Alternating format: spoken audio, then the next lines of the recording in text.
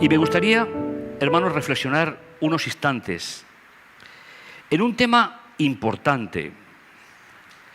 Me vais a permitir que podamos mostrar algunas citas del don profético. Forma parte de un trabajo que se está preparando y que creo que es importante que podamos recordar. Tanto la Biblia como el don profético no definen, mis hermanos, la fe. La fe se utiliza en la Biblia, pero no se define.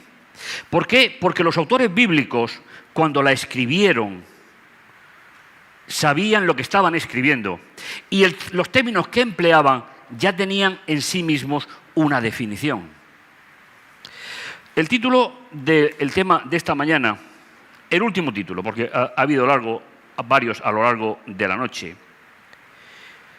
Fieles a la verdad como la brújula al polo.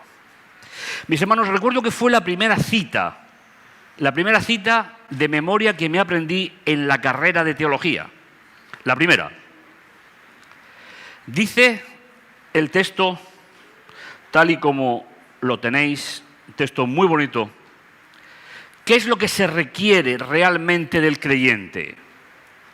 Resumo la parte: seres humanos cuya conciencia sea tan leal al deber como la brújula al polo. Y se refiere, mis hermanos, exclusivamente al creyente. Y sigue diciendo, seres humanos que se mantengan de parte de la justicia, aunque se desplomen los cielos. Me gusta muchísimo esta cita y yo os invito a que la recordéis tal vez en vuestra vida. Cuando hablamos de fe, tenemos que remontarnos a ciertos textos que encontramos para qué o cómo la empleó los autores bíblicos.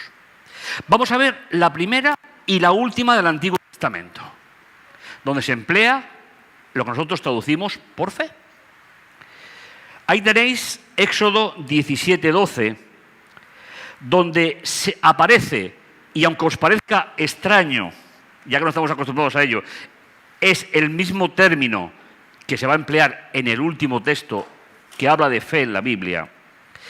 Dice Moisés, cuando los brazos de Moisés se cansaron, ellos tomaron una piedra y se la pusieron debajo para que se sentase, mientras Aarón y Hur les sostenían los brazos uno a cada lado. Y así hubo firmeza en sus brazos hasta la puesta de sol. Mis hermanos, esta es la primera traducción del término fe en la Biblia, la firmeza. Y así podemos ir dándole pues forma a esa idea fundamental. Pero después, hermanos, tendremos unas citas seleccionadas para esta mañana y para ese trabajo que os hablaba, donde vamos a ver qué piensa el don profético de ello, que tampoco lo explica, pero sí lo utiliza. El último de los textos donde aparece la palabra fe, o el término fe, se encuentra en Habacuc, capítulo 2, versículo 4. Sucumbirá quien no tiene una existencia recta, mas el justo vivirá, ¿de qué? Así se traduce, por la fe. Pero literalmente dirá por la firmeza en mí. Firmeza en mí se refiere, mis hermanos, directamente a Dios. Mas el justo, por ser firme y estable en Dios, vivirá. ¿Y a qué se refiere? Pues se refiere, según el resto de la Biblia, se refiere a la vida eterna. El apóstol Pablo también va a utilizar la misma expresión. Veis que son textos donde no se explica, solo se utiliza. Dice, no me avergüenzo del Evangelio, que es fuerza de Dios para la salvación de todo el que cree. del judío en primer lugar, pero también del griego, porque en él se revela la justicia de fe en fe, como dice la Escritura, el justo vivirá por la firmeza. Es un texto muy bonito, que nos permite, hermanos, centrarnos en la idea. Si resaltamos un texto posiblemente de los más importantes de toda la Biblia, texto que todos hemos aprendido a lo largo de nuestra vida, se encuentra en Juan 3:16. ¿Cuántos podríais recitarlo de memoria?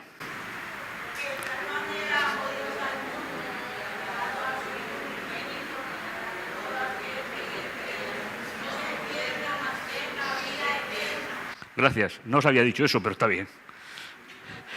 Está claro que lo recitaríamos de memoria. Es uno de los textos fundamentales. Pero quiero pararme, hermanos, en las dos palabras con las que empieza. ¿Por qué y para qué?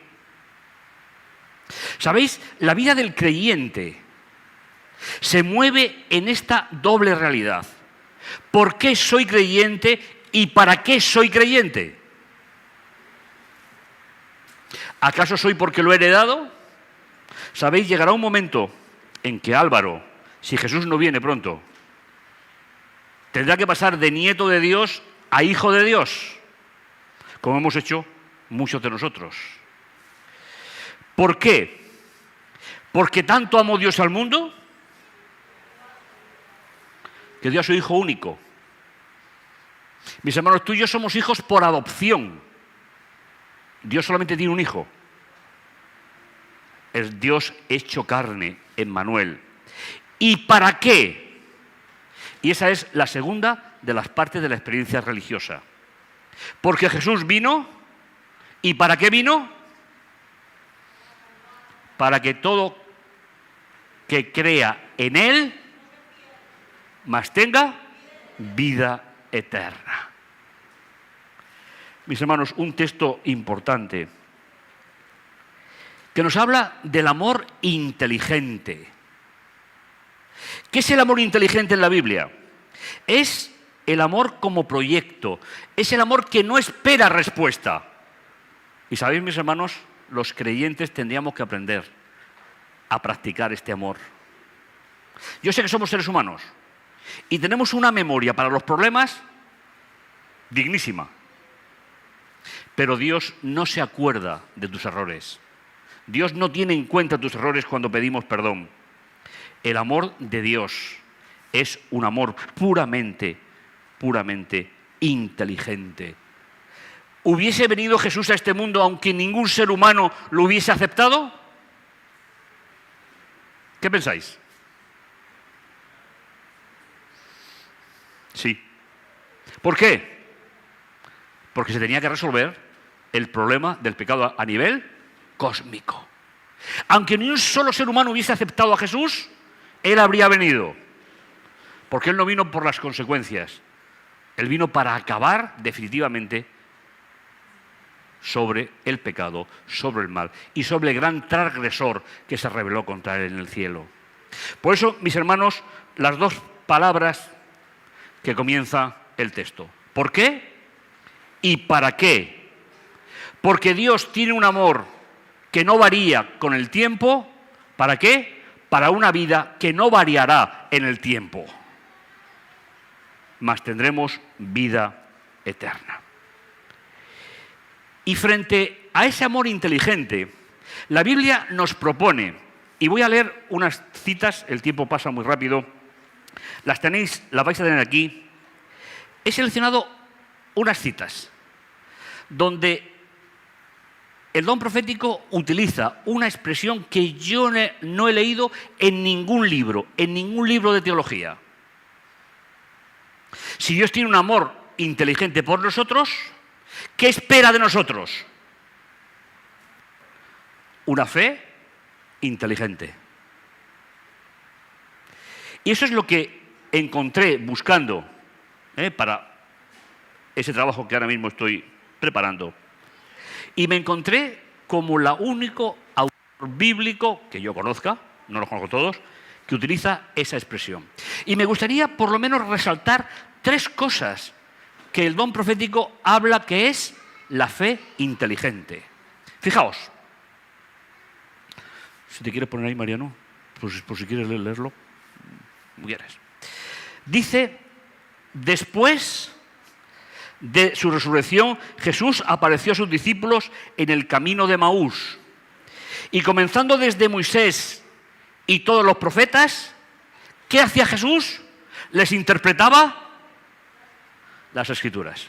Mis hermanos, no siempre nos damos cuenta que Jesús nunca tuvo ningún libro cristiano. Jesús nunca se movió en los libros desde Mateo a Apocalipsis. No existían. ¿Cómo contestó Jesús al diablo cuando lo tentaba en el desierto? Escrito está. Por eso, fijaos qué idea más interesante.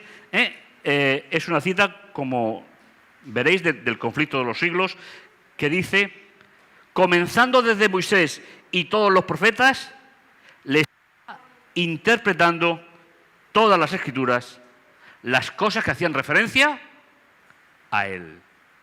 Y desarrollando la cita, dice, la que tenéis ahí subrayada en la parte más baja, dice, era necesario que los discípulos de Cristo tuvieran una fe inteligente.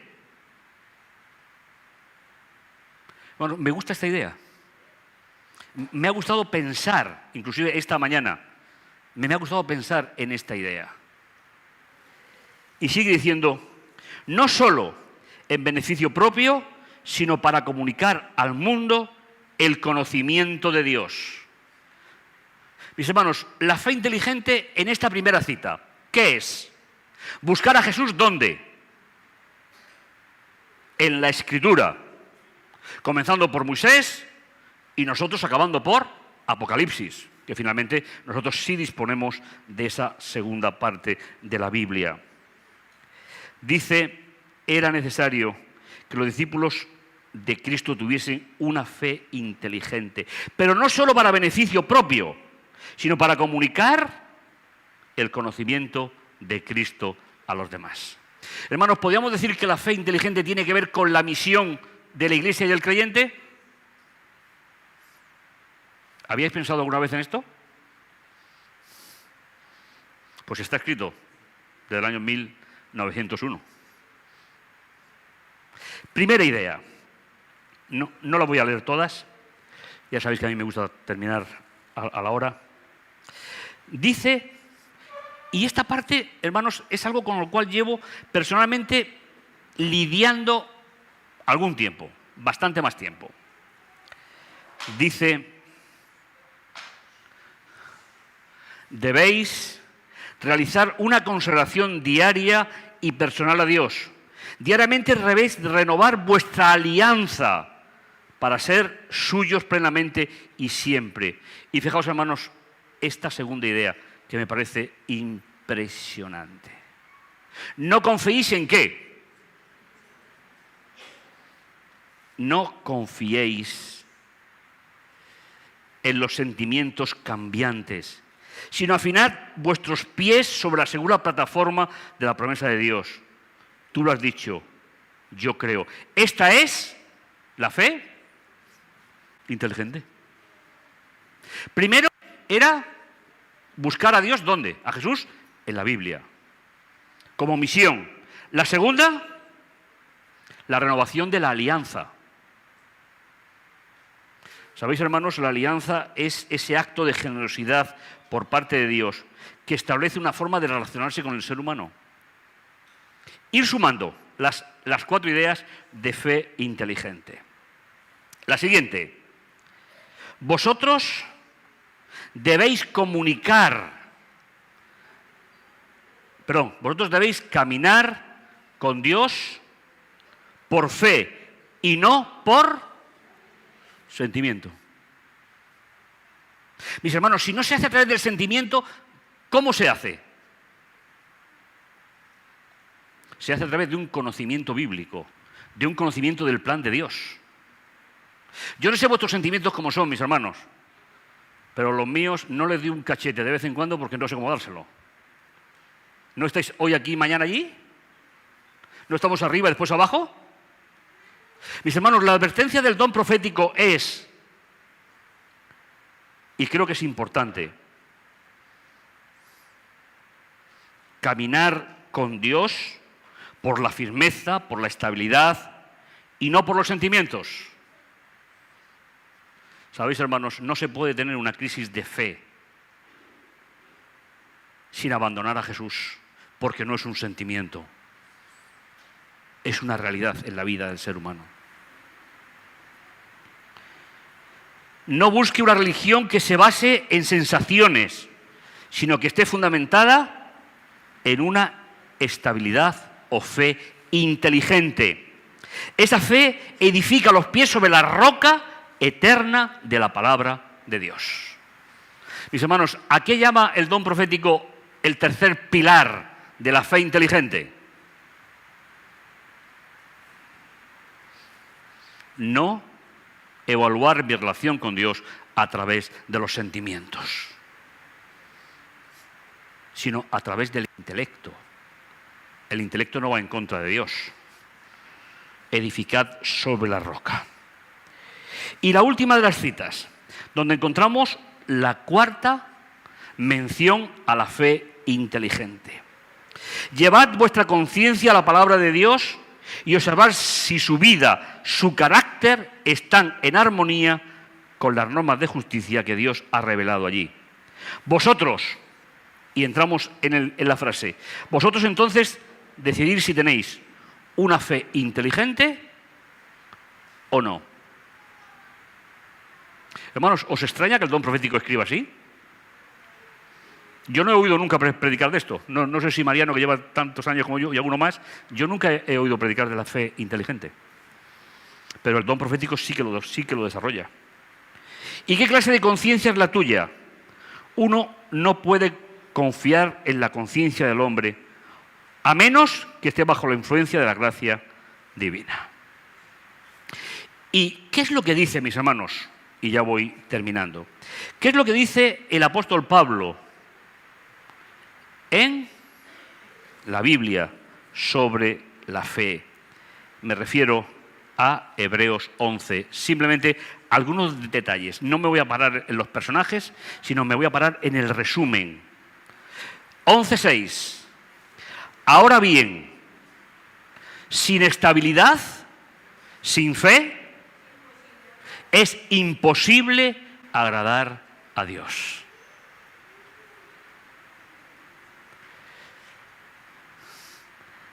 Porque el que se acerca a Dios ha de creer que existe y que recompensa a los que le buscan.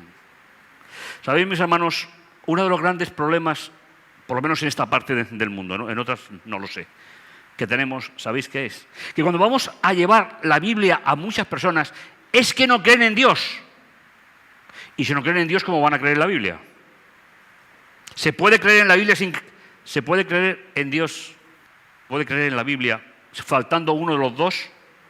Es imposible. Si no se cree en Dios, primero tienen que creer en Dios para poder creer la vigencia de sus mandamientos, la vigencia de sus bondades, de su misericordia.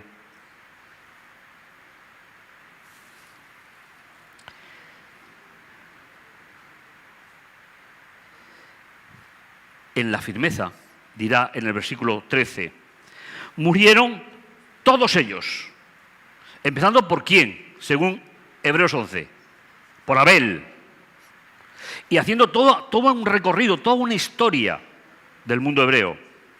En la firmeza murieron todos ellos, sin haber conseguido el objetivo de la promesa. ¿Sabéis? Es extraño que la inmensa mayoría de religiones piensen que cuando te mueres, cuando nos morimos, tampoco te quiero quitar del medio. Cuando nos morimos, ¿qué piensa la inmensa mayoría de las religiones? ¿Qué pasa contigo? ¿Qué pasa conmigo?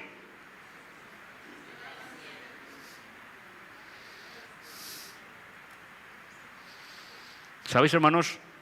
El martes empiezo una asignatura nueva donde vamos a estudiar qué piensan las diferentes religiones sobre el origen de la vida.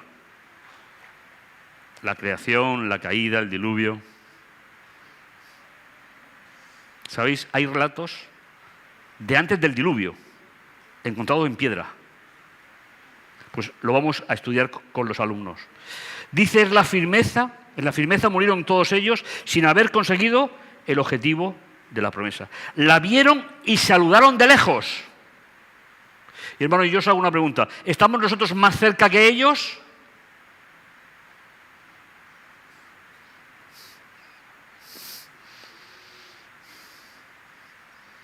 Ellos están más cerca que nosotros.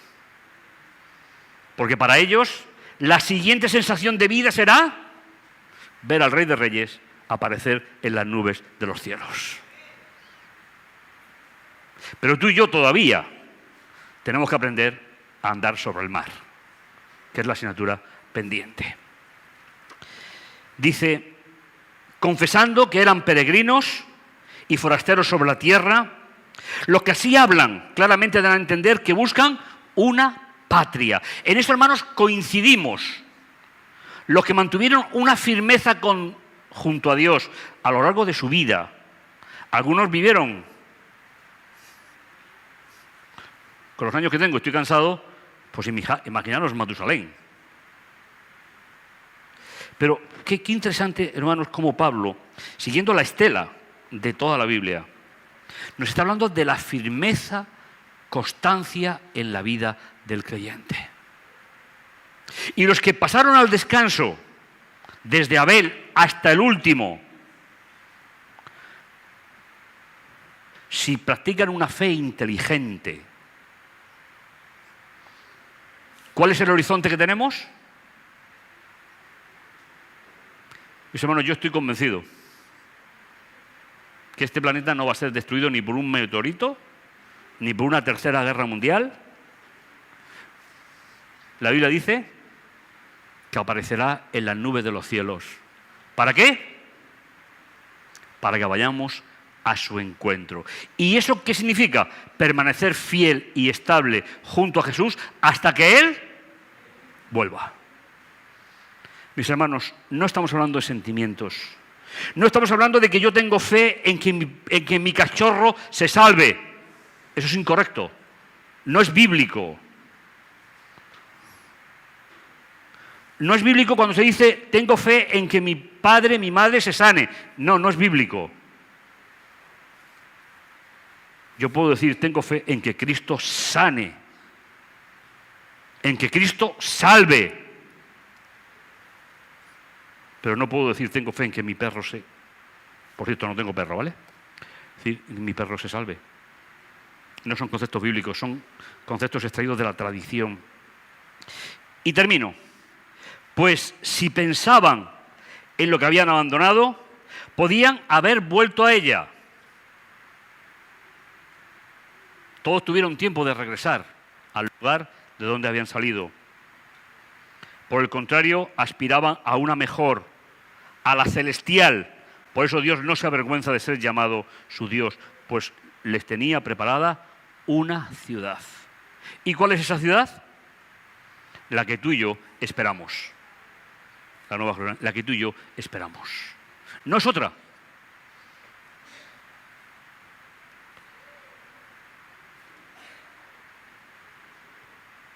Últimos textos.